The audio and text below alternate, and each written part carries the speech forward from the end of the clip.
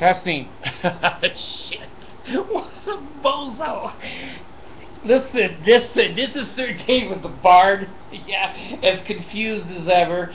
I just had my computer rotted out. Roto-rooter in the computer. I've been out of condition for a little while. I had to get a guy to come over and to fix it.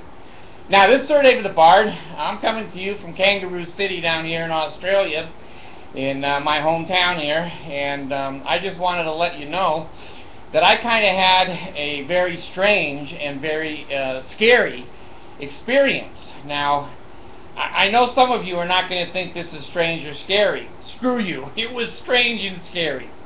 I come home, and my little one, Allison, she's 11, almost 12. She's, Dad. I said, okay, what? She says, there's a rat in the house. Jesus. A rat in the house? Who is that? Your mother? Is it your sister? It's not me. She goes, I saw it. It has this tail on it, and it ran across the living room. I said, are you on drugs yet? You're almost 7th grade. Are you on drugs? No, it was a real rat or mouse. And I said, well, how big was it? She says, big enough to scare me, so I didn't get a size, okay? So, I'm saying to myself, now that I've only had one mice infestation in my life. That was 20 years ago. And I learned a lot. If you see one, there's probably more than one. It's like Mormons. If you see one, the other one will be with him at the door. There's 2 of them all the time. So anyway, I said to myself, well, how did a mouse climb 3 stories up to where I live here in Australia? Do they climb stairs? Maybe. Do they climb up the outside of the building? I don't know. Well, here's what I think. We were gone, and I think the Mormons have these special Danite mice. Now, I don't know if they're robots or not, but they look like real mice. And I think they threw one in our house. I think they finally got my address and go, we'll get the Bard. So they go, throw a Danite mouse in there.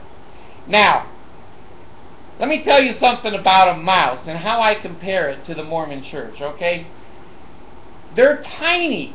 You wouldn't think that they would have that much power or that much fear in a family. Well, I have a family of all girls.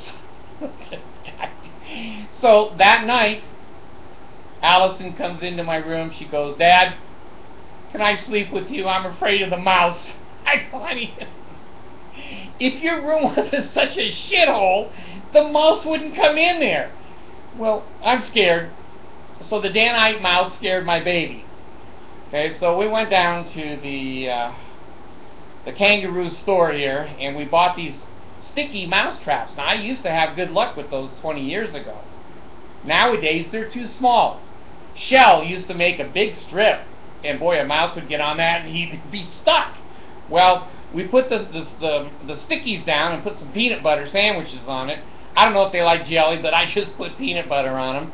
And the next morning, Allison comes in and she goes, Dad, I think one of the mice ate on the peanut butter, but he didn't stick. He's got footprints on the pad. I don't look at it.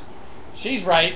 So we got ripped off. The pads don't work. The sticky pads don't work as well. I said, all right, no one can build a better mouse trap. Go get a real mouse trap. It'll kill their ass. So Allison's crying. She goes, Dad, I don't want to kill them. I go, well, they're here because of your room. No, the Mormons threw it in here. It's a Danite mouse. I go, well. So anyway, I come home the next evening, and Allison's at the door. Dad, I saw the mouse in your room. It's a Danite mouse. There's no doubt. He don't want the kitchen. He doesn't want the living room, the fireplace. He wants my room. So I know he's a Danite mouse. And I said to her, I said, did you see little garments on him? And she says, yes, I did. Little white things under his suit. I go, yeah, he's a garment mouse?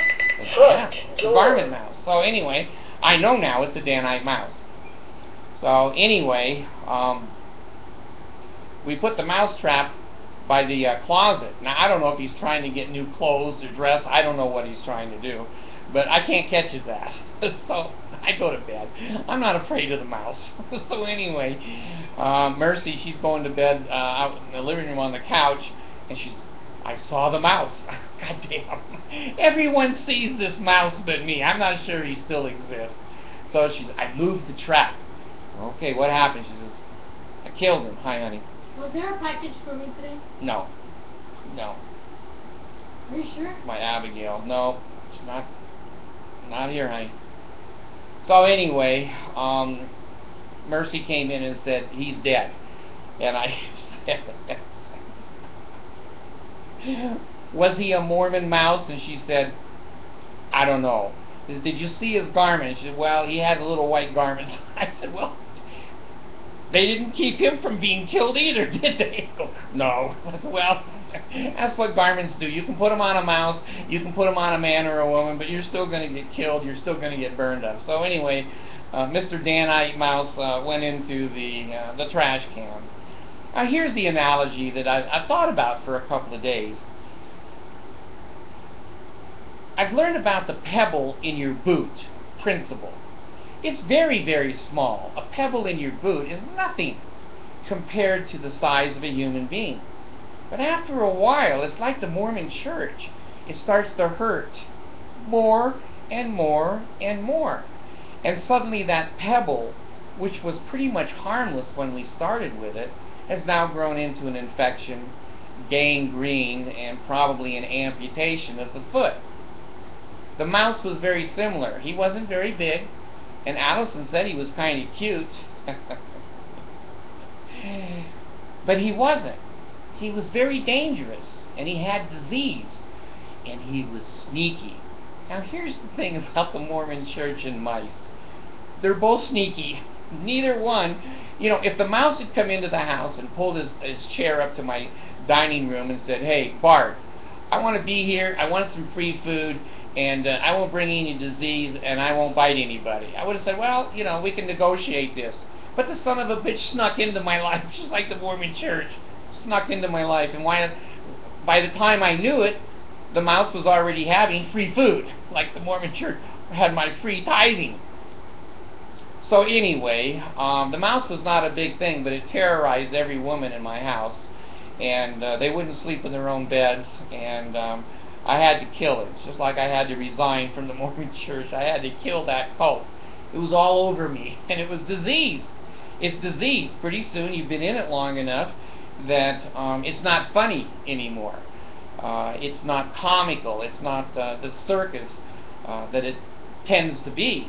Pretty soon you're losing wife, you're breaking up relationships, you've got missionaries coming home early, you've got pregnant daughters, and pretty soon the Mormon church starts to shun you, and you've been there your whole life as a faithful member. So anyway, I just want to make sure that you watch out for any Danite mice. It could have been a robot. I don't know. When you kill a mouse and springs come out of it, is that a Danite mouse? I don't know. I don't know. But anyway, they didn't get the bard. And I'll tell you something else about a mouse. It's very similar to the Mormon church. Mouse are kind of cute. They're kind of cute. And you have a tendency to go, they're harmless, it's not a big deal. Let me tell you something.